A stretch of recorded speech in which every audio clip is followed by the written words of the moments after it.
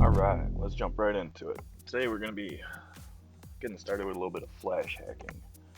We're going to do a simple game, easy stuff, but just the basis so everybody can understand what JPEX is, how to actually grab an SWF file, and how to change some information. First thing you're going to want is going to be your JPEGs. I'll link all the downloads in the description. Once we get that, we're going to need these two programs from Colonel Cadet. Link his page too, but it's the SWF memory dumper and the raw data AOB extractor. Alright, let's go ahead and set these up real quick. First one, we'll do the JPEGs. Once you get it installed, you're going to want to come over to settings. We're going to need to turn on the automatic. Where's the other one? I like to rename them. If you ever run into a program or a game that is really the encryption is just weird, renaming it puts it into text that's a little bit easier to see. Alright, so that one's set up. Next one we're going to do SWF memory dumper. Two things you need set up on this, and that's it. Output path, put it wherever you want, and the max version. Now depending on what game it is, 16 might not be high enough. I like to set mine to 60. You will get a whole bunch more stuff, but at least it'll find it if it's not finding it by itself on 16. And the AOW, or the raw data AOW extractor, there's really no setup on that. Alright, so let's get an SWF file. We're gonna do zombie train. Oops. If I could click on things. There we go. So we need to grab this SWF file. You can do it through Charles, you can do it other ways. There's plugins for Firefox, Chrome, Google, all that good stuff. But this little guy right here does the trick every time. So first we need to figure out what its process ID is. So you can right click, go to Task Manager. This is on Chrome. I don't use anything else, so I can't tell you a different way. Here's our plugin, Flash, and it's coming up with 7776. So we'll refresh the list, 7776. We'll scan it. There you go. It's not a small file, it is a game. The game can be using a whole bunch of other files. Usually there is the asterisk if it detects it is the actual game file that you're looking for. So we're going to take an assumption and say that this is it. We already set our output path to the desktop so we can dump it. And it has dumped. So we won't need this for a second. So here is the actual file. Since we have JPEGs installed, it puts its own logo on there. So it will open up if you double click it. Or if it's not doing that, you can right click it and open with JPEGs.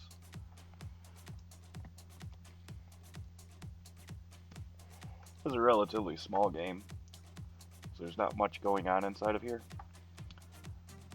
But this is going to be it.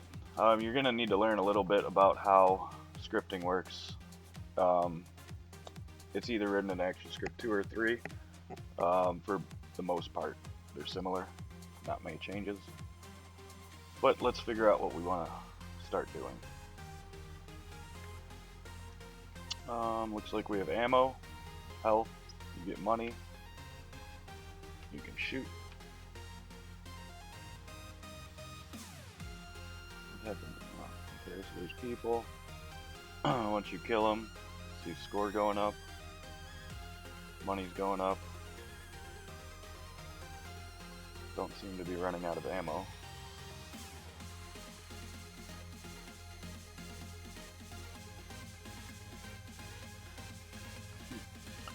Alright, let's dig in. So we know ammo, it's only 7. So let's just do a search. Ammo.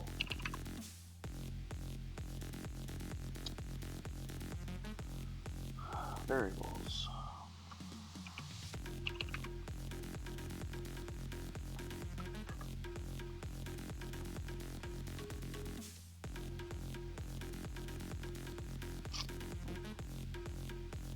And that's the only one in there. Game screen, no. Button with. Let's try hero.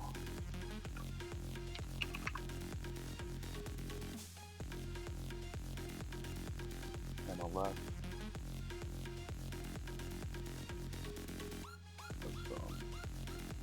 Add in.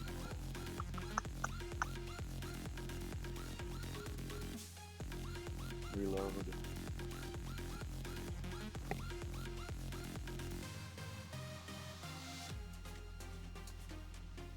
That's how much ammo is left.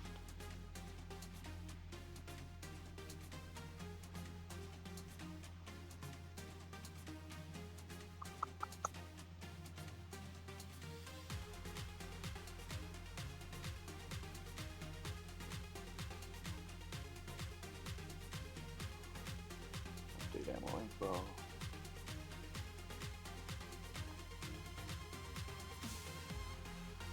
Alright, here we go. Handgun, Uzi, there's other guns, huh? Oh. Alright, so there's other guns. It's just, we'll do for the handgun real quick. Alright, so the three parts to JPEX is this is on your left hand side is going to be actually your data branch. In the middle is going to be your action script source, and on the right is going to be the coding for it, which this will be used with Cheat Engine. Since we have found where the ammo sits, and it says that the max ammo is 7, and I do believe that when we were doing this, it's got 6 right now, use it all, and it puts it back on 7. So 7 is the maximum amount. The two tabs that we're going to work with up here is going to be the OXFF codes, which will show you the code inside of here because the other one is just pure hex, and then there's no way of telling what it's actually doing. So we're going to be looking at the script while we're looking at the code. In most cases, you can just click on where you want to view it inside of the OXFF code, and it should go there. Not always, so you might have to actually read through and look. We did click, and it did take us to the correct location. The code is actually the array of byte data is above the actual function. So we're pushing a byte of 7, so it's pushing the number 7. So we're just going to grab all this. We're going to go a little bit farther down. The only reason is because if there's this data inside of the game more than once, we don't want to be changing something else. Alright, so then we're going to take it over to the raw data AOB extractor, and we can just paste the code in here, and we're going to copy it to the edit panel too. So what we're looking to do is we're going to change, instead of only 7, we're going to give it more. Let's go with 100. If you need to convert up in tools, you could go to 4-byte conversion. And then we can take the number 100, and it does tell you in hexadecimal 64. So we've got that. There was something else there too. Reload timer max is 15. I can't believe that that's in seconds. Let's just change that to 0 and see what happens. So 24 is the push byte. OF equals 15 in hex, so we're going to just change that to 0. Update screen ammo left on screen, no, and break. Alright, so we could click get AOB on both of them. So now it's taken all of the regular stuff, or all of the actual functions and everything, taken it out, and it's just left with the array of bytes information. We can do get form post, so it will post them both for us. And we need to take this over to Cheat Engine. Inside this is the Cheat Engine table maker. So we're going to take our first one, copy it. That's what we're going to search for. Take our second one, copy it, and it actually spits out our table that we're going to need. So we can open up Cheat Engine. Attached to a process, most likely it's the last one. Let's search for this code, make sure that we can find it. Alright, so it does find it, it only finds one instance of it, which is very nice. I'm not going to step through how to actually use Cheat Engine.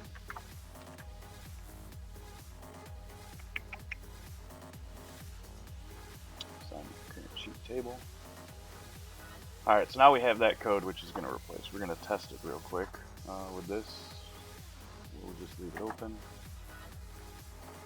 Alright, so we're going to refresh the game because most likely the SWF file does lock itself after the game has been started. So we need to enable SWF codes before the game is running. Usually on the loading screen. You can also do it before you actually click a play button. I just like to do it right when the game loads, or we're going to look at one other way of detecting when the codes become able to change. So as we're loading the game, we could just keep searching for this. And at this point, right when the Addicting Games logo comes up, it started, I could find this code. So we're going to refresh. Right when we see that logo, we'll enable it.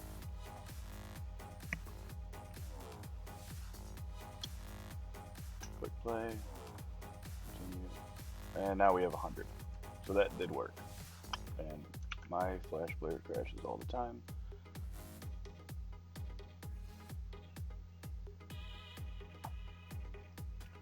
Alright, so we got the 100, so that's cool. He still is shooting slow. Don't like that. So let's do... what would that be? It would be fire rate if the... fire rate. Okay, there's only two. Let's start in var.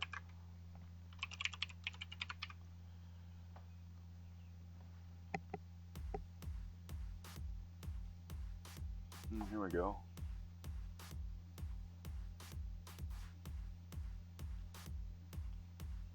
Uzi should technically fire faster than a handgun. Shotgun should go slower. So it seems that the flamethrower is at 0. Flamethrower should be a constant flame. So we're going to assume that the higher the number is, the slower it fires. So let's grab this real quick. Alright, so do that, copy over here. So since we're thinking the higher the number is, the slower that it fires, we're just going to put this at 0. We're going to do the same thing. Get, make the post. And we're going to do Cheat Engine table is already open. So we're going to put in the new one. And new one. There we go. Quick and easy way of doing it over here is just right click, copy, right click, paste. You take this data now, put it inside of there. So this one was handgun max ammo equals 100, and hopefully this one is handgun fire rate equals 0. Alright, so let's give that a shot. Refresh the game.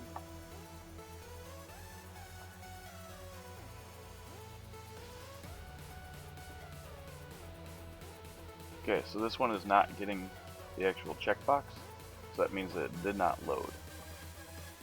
So something is wrong here. Let's see if we can find this. It is not found. Let's refresh the game.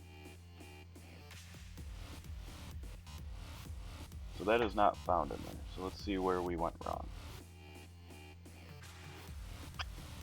408.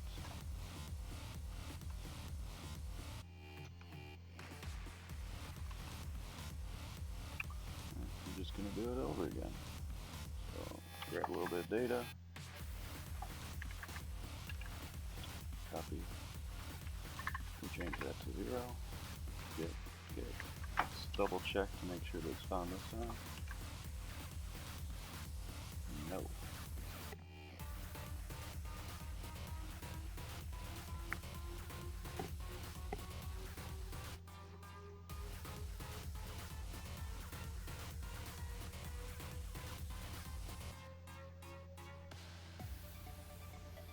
Shorten it up a little bit.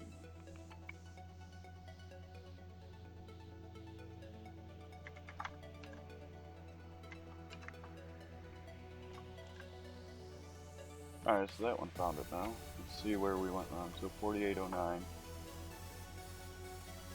4809.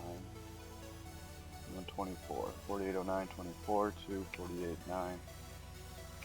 2400. 240048. 09. 210, 48, 9. So not sure why it didn't work with the longer one, but still only found one result, so we will use this. Paste that into there. Paste that into there, but we need to change the 08 to 00. Okay. Undo that, and refresh again. Loading screen. Alright, so now it enabled. Probably gonna crash on me. Alright, so our ammo. Oh, there it goes. That's not putting the hacks in, that's my version of Flash. Alright, so ammo set to 100 as we shoot. There we go. Now we got something going on.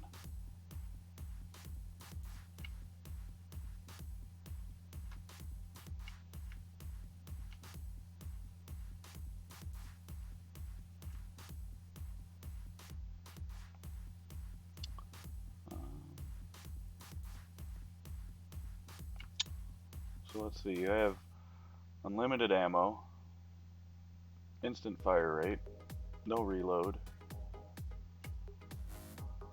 So then you just collect money.